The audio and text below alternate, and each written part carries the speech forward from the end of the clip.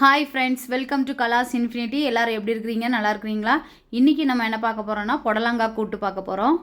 எப்படி செய்யறங்கறத வாங்க பார்க்கலாம். அதுக்கு முன்னாடி நம்மளோட சேனலை யாரெல்லாம் சப்ஸ்கிரைப் பண்ணலையோ ப்ளீஸ் சப்ஸ்கிரைப் பண்ணுங்க. பக்கத்துல இருக்க பெல் ஐகானையும் கிளிக் பண்ணிக்கோங்க. வாங்க இப்போ நம்ம வீடியோக்குள்ள போயிடலாம். இப்போ பொரியல் செய்யறதுக்கு தேங்காய் எண்ணெய் விட்டுட்டு கடுகு போட்டுட்டு அது பொரிஞ்ச உடனே ஒரு மீடியம் சைஸ் பெரிய வெங்காயத்தை சின்ன சின்னதா கட் பண்ணி போட்டுக்கறேன். அது கூட இப்போ கருவேப்பிலையும் போட்டுக்கறேன். இது நல்லா கொஞ்சம் வதங்கினதும் நம்ம வந்து காயை எடுத்து போட்டுக்கலாம்.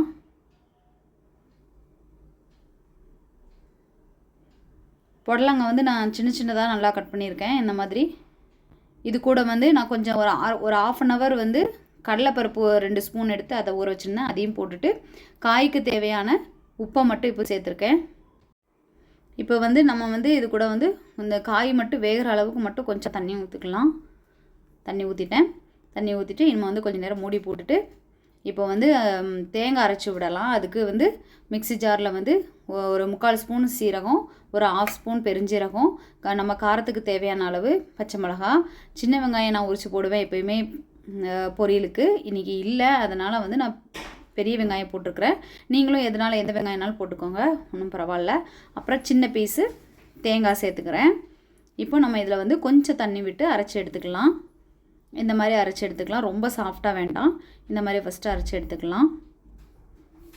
இப்போது காய் வந்து 3/4 பாகம் வெந்துருச்சு. இந்த டைமில் வந்து நம்ம அரைச்சி வச்சுருக்கிற தேங்காவை எடுத்து சேர்த்துக்கிறேன். இப்போ இந்த ஸ்டேஜில் வந்து நம்ம இதுக்கு தேவையான அளவு உப்பை கூட இதிலே சேர்த்துடலாம். இது நல்லா ஃப்ரை ஆகிட்டும். சிம்லே போட்டுட்டு மூடி போட்டுடலாம் காய் நல்லா வேகிற வரைக்கும். இப்போ பாருங்கள் நல்லா வெந்துருச்சு. இப்போ வந்து இந்த மாதிரி மசாலா தண்ணியெல்லாம் நல்லா வற்றி வந்துடணும். இப்போது நம்மளோட புடலங்காய் கூட்டு ரெடி ஆகிடுச்சு. இந்த கடலைப்பருப்பு இப்படி ஊற வச்சு போடலனாலும் சாம்பார் கூட வந்து நீங்கள் வந்து இந்த மாதிரி புடலங்காய் கூட்டு பண்ணீங்க அப்படின்னா வந்து நம்ம சாம்பாருக்கு வேக வைக்கிறோம்ல துவரம் பருப்பு, அதில் வந்து கொஞ்சம் எடுத்து வச்சுக்கலாம். அந்த பருப்பை வேக வச்ச பருப்பை எடுத்து வச்சுக்கலாம். ஆனால் இது வந்து நம்ம கடலைப்பருப்பு வந்து ஊறி இருக்குங்கிறதுனால வேகணுங்கிறதுனால வந்து நம்ம காய் கூட போட்டுக்கிறோம். அந்த மாதிரி துவரம் பருப்பை வந்து வேக வச்சுதை எடுத்து செஞ்சோம்னா அது வந்து மசாலா போடுறதுக்கு முன்னாடி அந்த பருப்பை போட்டு ஒரு கிளறிட்டு அது கூடவே தேங்காவை அரைச்சி வச்சுருக்கதை நம்ம விட்டுக்கலாம்.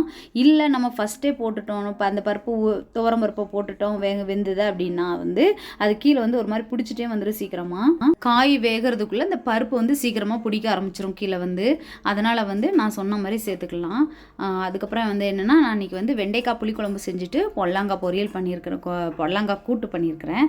நீங்களும் உங்கள் வீட்டில் ட்ரை பண்ணி பாருங்கள்.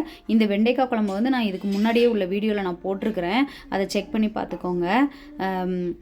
அப்புறம் நம்மளோட சேனலை சப்ஸ்கிரைப் பண்ணாதவங்க சப்ஸ்கிரைப் பண்ணிக்கோங்க. தேங்க்யூ.